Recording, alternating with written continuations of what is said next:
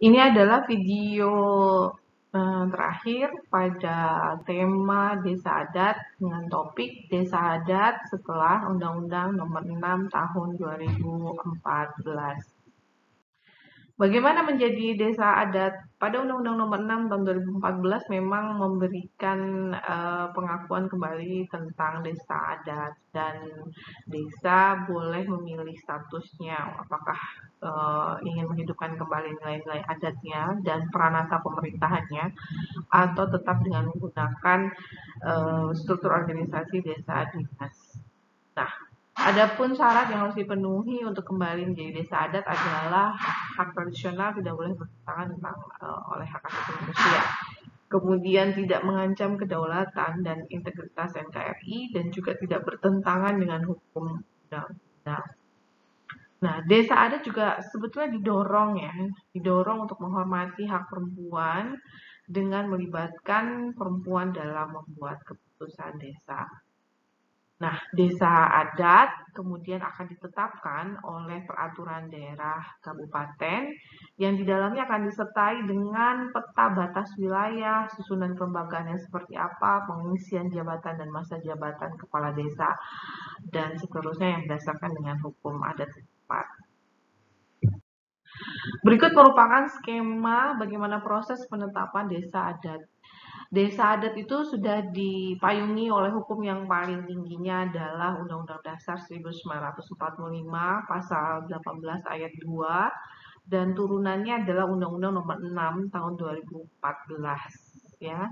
Kemudian dari undang-undang tersebut diturunkan lagi secara teknisnya melalui aturan-aturan teknisnya itu peraturan pemerintah. Jadi kalau kamu ingin mengetahui lebih lanjut bagaimana pemerintah kemudian mengatur secara teknis desa adat, itu ada di PP 43 tahun 2014 pasal 28 sampai dengan pasal 36. Nah, kemudian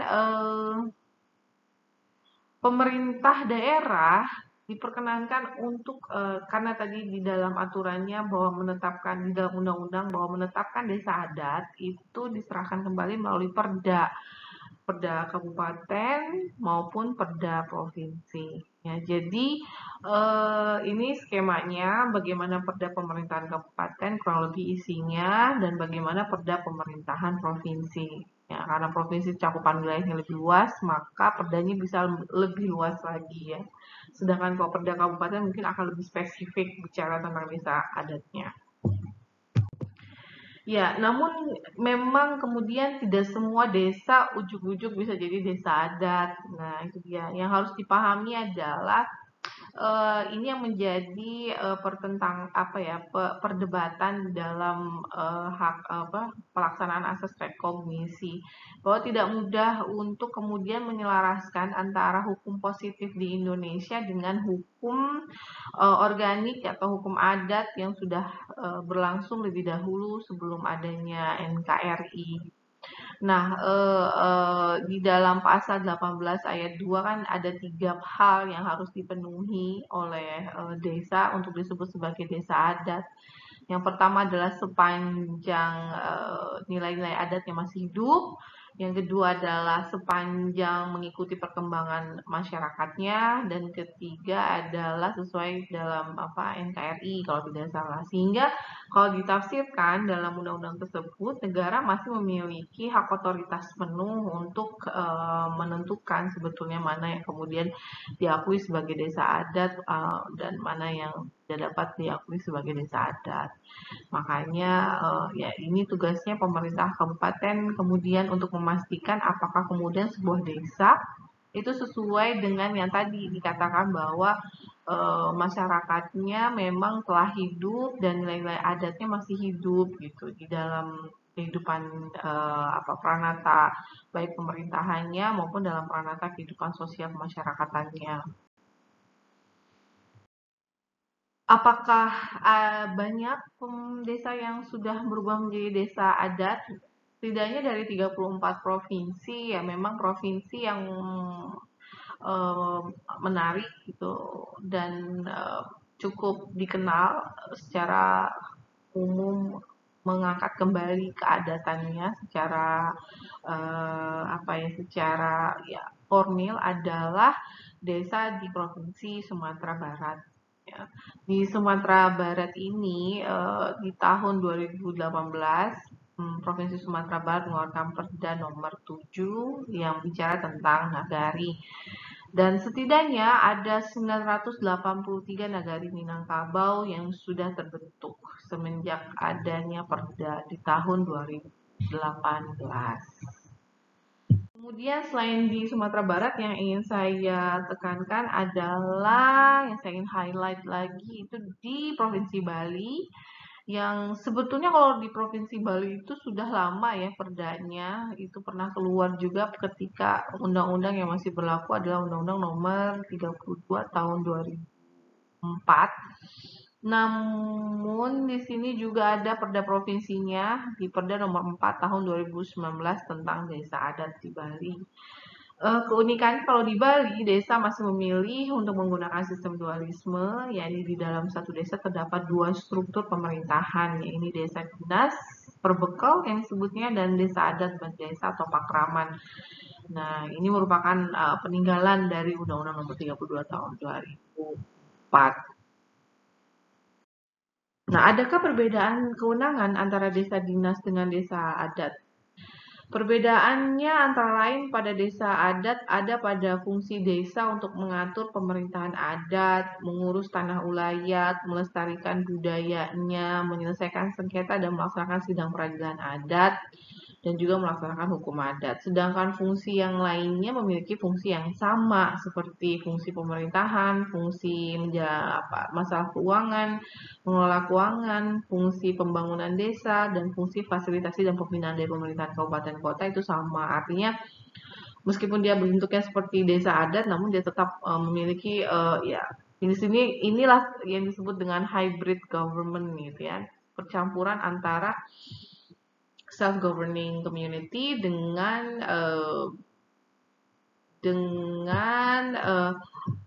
local state government gitu. Jadi desa adat tetap berada dalam negara kesatuan Republik Indonesia, jadi masih memiliki fungsi yang sama seperti desa dinas. Ya, perbedaan lainnya adalah ya struktur peranata pemerintahannya akan berbeda, tugas dan fungsinya akan berbeda, maka situasi demokrasinya pun akan berbeda antara desa adat dengan desa dinas. Mungkin sebagai peneliti Anda akan tidak bisa menggunakan indikator demokrasi yang sama seperti hanya indikator demokrasi yang kita pelajari dalam teori-teori demokrasi yang berasal dari Barat. Nah, itulah keunikan ada pada desa adat. Nah, apakah geliat desa kembali ke desa adat itu terjadi setelah adanya Undang-Undang Nomor 6 Tahun 2014? Kalau misalnya kita berkaca pada provinsi kita sendiri, ya Provinsi Banten, sepengetahuan saya, desa adat yang baru ada itu adalah desa Baduy. Padahal ada juga desa adat lainnya, misalnya yang berada di banyaknya adanya di daerah Lebak, tapi belum ditemukan perdanya.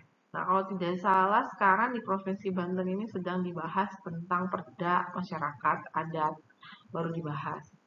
Jadi dorongan untuk kembali ke desa adat itu memang kalau berdasarkan jurnal yang ditulis oleh Vel dan Bednar di tahun 2015, Decentralisasi and Village Governance in Indonesia.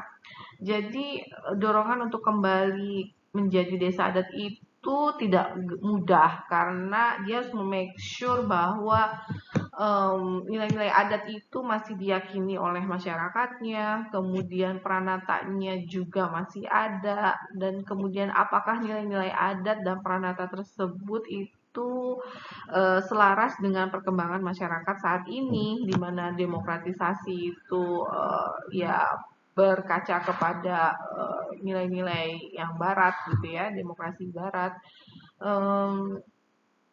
Ya, karena itu dipercaya sebagai pemerintahan yang modern gitu. Jadi tidak mudah untuk merubah sebuah desa kemudian menjadi desa adat.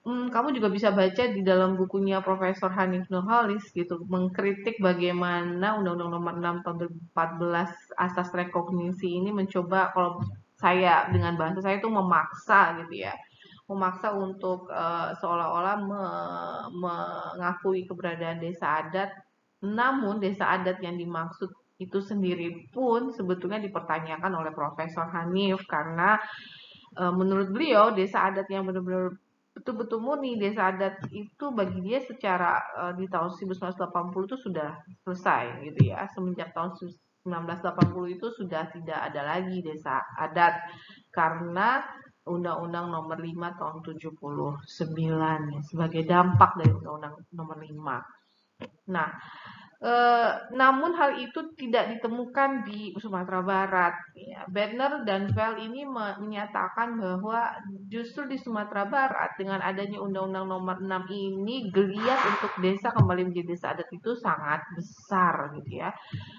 Beberapa alasan mengapa di Sumatera Barat geliatnya menjadi desa adat itu lebih berhasil itu karena dorongan itu muncul dari masyarakat itu sendiri. Nah, jadi artinya nilai-nilai adat itu masih sangat dipercayai di dalam lingkungan masyarakat Minang gitu ya, masyarakat Sumatera Barat ya, Minangkabau terutamanya. Dan eh, eh, dorongan dari masyarakat itu lalu didukung juga oleh pemerintahan daerah ya, dan bahkan dari emigran asal Minangkabau. Nah, kemudian kelebihan yang lain yang dimiliki oleh Pranata pemerintahan adat yang ada di Minangkabau menurut jurnal ini adalah struktur adat, nilai adat, dan upacara ritualnya itu masih hidup meskipun di era Orde Baru itu nyaris ya, bukan nyaris, meskipun di era Orde Baru dipaksa semua nagari itu menjadi desa. Nah, dan kelebihan lain yang ditemukan oleh Bedner dan Vel dalam jurnalnya adalah lembaga adat di Minangkabau mampu beradaptasi dengan perubahan zaman. Bahkan dalam perjalanannya nilai adat yang berlaku di Minangkabau sejalan dengan demokratisasi, dengan nilai-nilai demokrasi. Sehingga tidak ada pertentangan, tidak ada ya tidak terjadi adanya konflik gitu ketika antara ingin adanya tuntutan demokratisasi ya, dan di satu sisi adanya nilai-nilai adat. Nah, hal-hal faktor-faktor tadi ini menurut Bedner dan Vel itu sulit ditemukan di provinsi lain.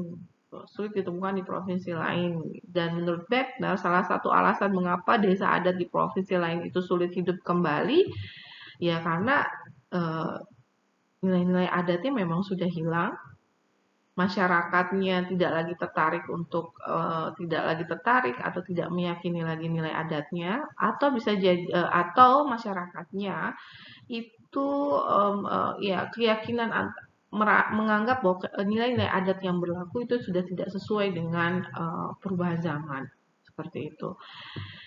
Ya itu kamu bisa mencari jurnal ini ya, jurnal ini dan kamu pelajari dan ya kalau kamu tertarik, ya, kamu bisa pelajari dan menjadi insight buat kamu untuk melakukan penelitian lanjutan.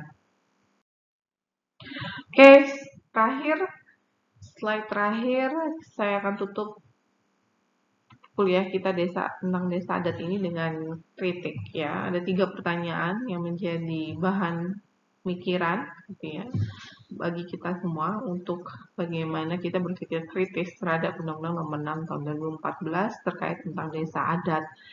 Yang pertama adalah apakah kemudian ketika desa adat diakui di dalam Undang-Undang Nomor 6 ini dalam pelaksanaannya itu disambut baik atau setidaknya berjalan dengan baik atau justru tidak mendapatkan sambutan apa-apa dari masyarakat. Ya, sambutan baik mungkin indikatornya adalah banyaknya desa yang kemudian kembali kepada desa adat. Atau justru desa tidak ada yang berubah gitu ya. Dari 72.000 desa dinas yang terdaftar itu ya tidak ada yang tertarik untuk kembali di desa adat. Kemudian yang pertanyaan selanjutnya adalah apakah kemudian nilai adat itu masih ada setelah 32 tahun desa diseragamkan zaman era Orde Baru. Ataupun jika nilai adat itu sudah mati karena dampak 32 tahun tersebut, apakah kemudian bisa hidup kembali? Apakah kemudian pemerintah kabupaten mengupayakan adanya penghidupan gitu ya, upaya agar nilai-nilai adat itu hidup kembali, ataupun pemerintah provinsinya, apakah mereka punya kepedulian akan hal itu, gitu ya, atau cukup dengan desa dinas saja. Yang terakhir, apakah kemudian desa adat yang mampu hidup juga bisa beradaptasi dengan sistem politik demokrasi yang dipilih di Indonesia ya di era reformasi. Ya, ketiga pertanyaan ini adalah pertanyaan kritik dan juga sebagai trigger untuk kamu mahasiswa-mahasiswa, mengajak kamu untuk berpikir gitu ya, tentang keberlangsungan desa adat, dan siapa tahu itu akan menjadi motivasi buat kamu untuk melakukan penelitian terkait tentang desa adat. Sampai jumpa di pertemuan berikutnya. Assalamualaikum warahmatullahi wabarakatuh.